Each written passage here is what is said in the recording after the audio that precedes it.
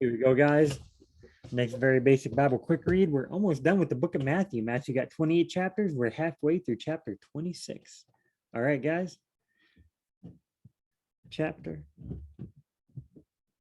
and start. And declared, the chief priests looking for false evidence against Jesus. They did not find any. Finally, two men came forward with false evidence, declared, this fellow said, I am able to destroy the temple of God and rebuild it in 3 days. I don't remember him saying that in his gospel. He says it in the book of John. All right. Then the high priest stood up and said to Jesus, are you not going to answer? What is this testimony that these men are bringing against you? But Jesus remained silent. I wonder what Peter's thinking now. He's outside in the courtyard. Like, can he hear this? Can he see it? I'm not sure. I don't know. All right. Sorry to interrupt the flow. I just wonder, what are they doing? What are the other disciples doing? They ran off. Okay. The high priest said to him, I charge you under oath by the living God. Tell us if you are the Messiah, the Son of God. Does that matter? Why does the priest want to know that? You have said so. Oh, Jesus replied. Okay, you have said so, Jesus replied. But I say to all of you, from now on, you will see the Son of Man sitting at the right hand of the Mighty One and coming on the clouds of heaven. Jesus talked about that earlier. I will come on the four winds. I will be sitting on my throne. From now on, he's sitting on his throne. From now on, he's coming. Then, okay, look. Psalm 110, Daniel 7. Tons of stuff from the Old Testament. Jesus is always saying stuff from the Old Testament. It's Old Testament this, Old Testament that. That's just from the old, yeah. Then the high priest tore his clothes and said, he has spoken blasphemy. Why do we need any more witnesses? Look, now you have heard the blasphemy. What do you think? He is worthy of death, they answered. So even though we might not understand what Jesus meant, we might not understand why they're like, are you the Messiah? They understand. They understand it. Then they spit in his face and struck him with their fists. Others slapped Jesus and said, prophesy to us, Messiah, who hit you? Now Peter was sitting out in the courtyard. Oh yeah, back to Peter. And a servant girl came to him. You also were with Jesus of Galilee, she said. But he denied it before them all. I don't know what you're talking about, he said. Then he went out to the gateway, where another servant girl saw him and said to the people there, this fellow was with Jesus of Nazareth. He denied it again. Remember, Jesus said he was going to deny it 3 times with an oath. I do not know the man. After a little while, those standing there went up to Peter and said, surely you are one of them. Your accent gives you away. Then he began to call down curses and he swore to them, I do not know the man. Immediately a rooster crowed. Ooh. Is this happening while Jesus is in the Sanhedrin, having a mock trial? People are spitting on him and stuff. He's being yelled at.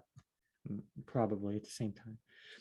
Then Peter remembered the word Jesus had spoken. Before the rooster crows, you will disown me 3 times. He went outside and wept bitterly.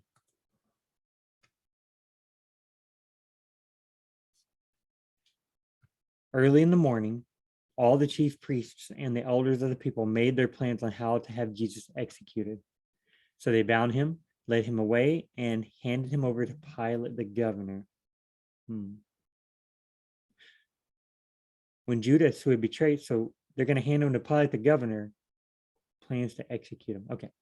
When Judas, who had betrayed him, saw that Jesus was condemned, he was seized with remorse and returned the 30 pieces of silver to the chief priests and the elders. I have sinned, he said, for I have betrayed innocent blood. What is that to us? The chief priests and elders replied, that's your responsibility. Those guys are jerks. So Judas threw the money into the temple and left. Then he went away and hanged himself. The chief priest picked up the coins and said, the coins, Judas threw down the money. The chief priest picked up the coins and said, it is against the law to put this into the treasure since it is blood money. So they decided to use the money to buy the potter's field as a burial place for foreigners. Okay. That is why it has been called the field of blood to this day. Then what was spoken by Jeremiah the prophet was fulfilled. They took the 30 pieces of silver, the price set on him by the people of Israel, and they used them to buy the potter's field as the Lord commanded me. Okay, still fulfilling what Jeremiah said. Okay. Zechariah. Oh yeah, this it says by Jeremiah the prophet, but this prophecy was spoken by Jeremiah and Zechariah. Zechariah is a huge Jeremiah is a huge book near the beginning of the prophets. Zechariah is smaller near the end. So by Jeremiah, but also Zechariah. Okay, here we go. Meanwhile, Jesus stood before the governor, and the governor asked him, "Are you the king of the Jews?" Oh, up here, up here. So they bound him, led Jesus away, and handed him to the Pilate, the governor. Okay.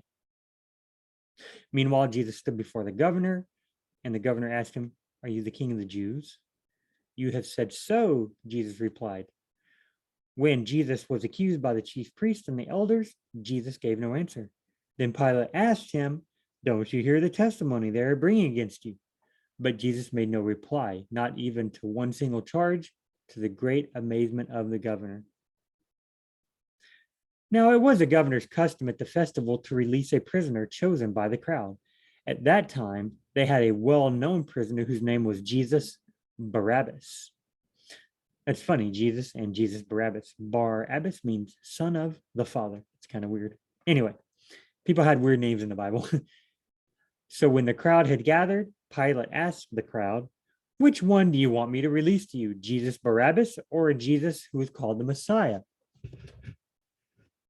So Pilate's like, "Okay, who am I gonna release? You know, y'all gave me this guy. It's the festival. Remember the Passover. Y'all now gave me a criminal.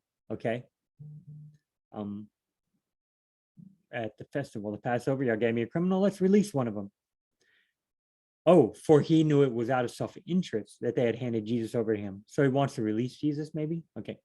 While Pilate was sitting on the judge's seat, his wife sent him this message: "Do not have anything to do with that innocent man, for I have suffered a great deal today in a dream because of him."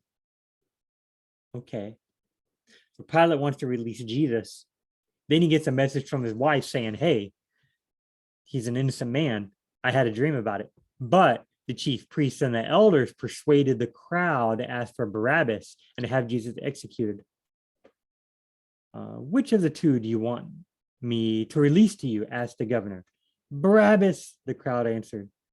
"What shall I do then with Jesus, who is called the Messiah?" Pilate asked. The crowd answered, "Crucify him." "Why? What crime has he committed?" asked Pilate. But they shouted all the louder, "Crucify him." When Pilate saw that he was getting nowhere, but that instead an uproar was starting, remember, you don't want no riots.